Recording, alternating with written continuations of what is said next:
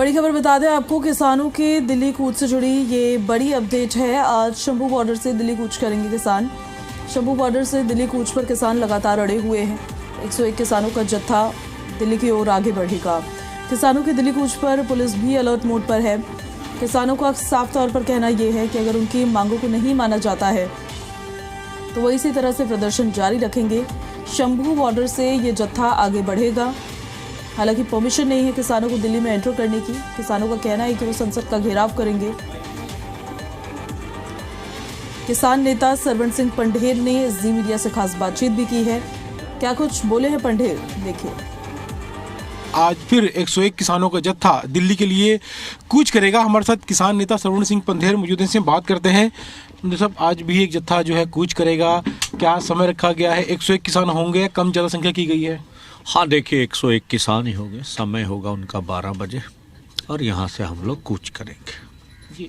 पहले भी जैसे 2 बार पहले कूच किया था, उस समय झड़प भी हुई, कई किसान घायल भी हुए, पुलिस ने आगे बढ़ने से रोक दिया, कहा दिल्ली पुलिस से परमिशन लेकर आए पहले, फिर हम आगे जाने देंगे।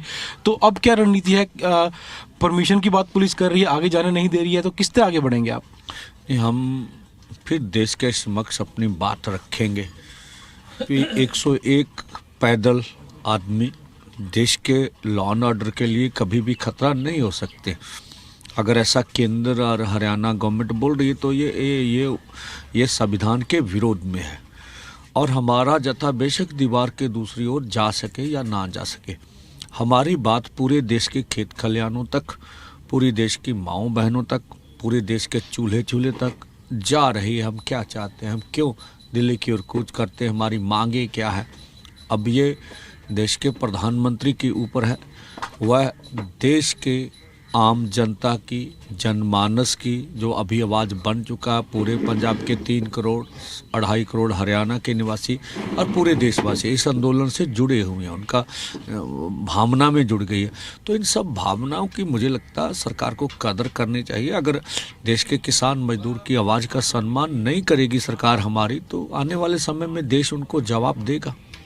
जो हरियाणा किसान हैं, जो उस तरफ बैठे हैं, जो इस समय हरियाणा में मौजूद हैं, उनसे भी बातचीत आपकी हो रही है कि वो हरियाणा की तरफ से दिल्ली कूच करने की कोशिश करें? हाँ, नहीं, देखिए ऐसा अभी कोई प्रोग्राम नहीं है, ऐसा कोई नहीं है, हमारे कार्यक्रम नहीं है। लेकिन हरियाणा में जो पूरे का पूरा 2.5 करोड़ हरियाणा है, किसान मजदूर है, वो पूरी तरह ठीक है इस समय किसान आंदोलन के साथ है। तभी जागड़ा जैसे लोग फिर उनको बोलते हैं, उनको हमारे खिलाफ भड़काते हैं, नफरत के बीज बोते हैं। वो तभी कहते हैं आप आंदोलन, उनको पता चला कि आंदोलन में जा रहे हैं तो रोकने का जतन हो रहा। तो ये सरकार के अंदर से डर, भाजपा ने ये कोई बयान ऐसे नहीं आ गया। पूरी तरह नागपुर की ट्रेनिंग है, पूरी तरह वो लोग योजनाबद्ध ढंग से ये सब कुछ कर रहे हैं। जी, हरियाणा सरकार एक बात कहती है, जब भी आंदोलन की बात की जाती है हरियाणा सरकार से, जब मुख्यमंत्री से सवाल किया जाता है, किसी मंत्री से सवाल किया जाता है, तो वो कहते हैं कि हरियाणा में तो हम MSP दे रहे हैं, मुआवजा भी दे रहे हैं, सब कुछ दे रहे हैं किसानों को, तो फिर विरोध किस बात का? नहीं, देखिए यही सबसे बड़ी बात है। देखिए वो प्रधानमंत्री से बड़े नहीं है। तो जो चिट्ठी हमें भेजी गई थी दिसंबर 21 को, सैनी साहब उसे पढ़े, वो खेतीबाड़ी मंत्रालय की थी। उन्होंने माना था हमारा इशू आप जाइए, हम हल कर देंगे। अकेले MSP का सवाल थोड़े, देश के किसान मजदूर के कर्ज के ऊपर बोलिए। जो बिजली बोर्ड का निजीकरण हो रहा है उसके ऊपर भी आप जवाब दीजिए। जो सारे देश में केस डले हुए उसके ऊपर भी बोलिए। मनरेगा है 200 दिन, तो वो जानबूझ के केंद्र के साथ जो हमारा मुद्दा है उसे स्टेट इशू बना रहे हैं। हमारा ना पंजाब सरकार के खिलाफ आंदोलन है, हरियाणा सरकार के खिलाफ। हमारा आंदोलन केंद्र के खिलाफ है, जिनके बहुत सारे जो हमारे पास पत्र हैं जो माने हुए भी। और FCI केंद्र का अदारा है। FCI के पास 1967 से, आज नहीं, 1967 से MSP का ऐलान होता और धान और गेहूं की खरीद वहाँ तब से चल रही है। तो मुझे लगता है सैनी साहब को, जो स्टेट के लोगों को, देश को गुमराह नहीं करना चाहिए। खनौरी बॉर्डर पर भी जारी है धरना, वहाँ पर जगजीत सिंह डल्लेवाल और अनशन पर हैं। तबीयत उनकी काफ़ी ख़राब हो चुकी है, डॉक्टर्स की जो रिपोर्ट आई है, तो उनका जो अनशन है वो जारी रहेगा क्योंकि तबीयत ख़राब हो चुकी है उनकी। हाँ, लगभग 19 दिन हो गए हैं हमारे आंदोलन को चलते हुए, अमर अनशन को। सारा देश चिंतित है, लेकिन भारत के प्रधानमंत्री चिंता नहीं कर रहे हैं, इसका हमें दुख है। तो हल क्या है? आप लोग कूच किया आपने पहले भी, पुलिस ने हमला किया, आंसू से गोले छोड़े, कई किसान घायल हो गए, आगे नहीं बढ़ पाए आप, तो हर बार अब आगे हर रोज इस तरह का जत्था जाएगा या क्या हाल है अब इसका? नहीं, देखिए, जब जत्था जाएगा शाम को समीक्षा की जाएगी, क्या क्षति हुई, क्या हुआ, उसके बाद में निर्णय करेंगे।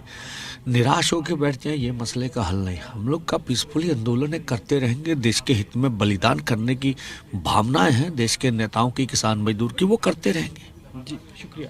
तो ये थे किसान नेता सरवण सिंह पंधेर, जिन्होंने बातचीत करते हुए कहा कि कोशिश जो है वो लगातार जारी रहेगी, केंद्र सरकार तक आवाज़ जो है लगातार उठाते रहेंगे और जो जत्था है आज भी जाएगा, दिल्ली कूच करेगा। हालांकि पुलिस जाने देगी या नहीं ये बाद में पता चलेगा, लेकिन जो कोशिश है वो जारी रहेगी और जो मांगे हैं उनके लेकर आवाज़ लगातार जो है किसानों की ओर से उठाई जाती रहेगी। वीडियो जर्नलिस्ट राहुल दीवान के साथ विजय राणा, जी मीडिया, शंभू बॉर्डर।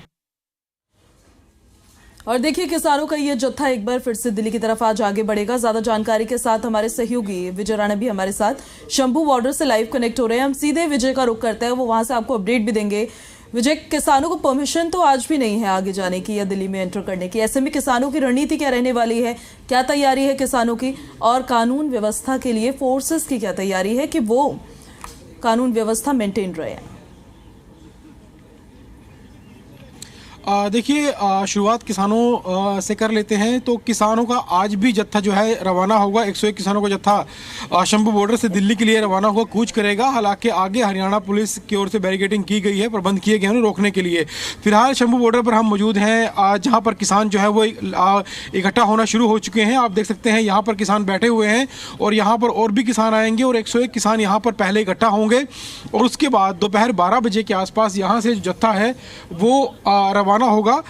तो फिलहाल किसानों का आना जो है वो शुरू हो चुका है और धीरे धीरे जो है और भी किसान यहाँ पर आएंगे। इसके अलावा क्योंकि किसानों की संख्या यहाँ पर बड़ी होगी, क्योंकि दिल्ली के लिए 101 किसान कूच करेंगे, लेकिन जो संख्या है किसानों की वो और ज़्यादा यहाँ पर अब बढ़ रही है। धीरे धीरे जो किसान हैं वो लगातार पहुँच रहे हैं और सुरक्षा के प्रबंध भी हालांकि किए गए हैं।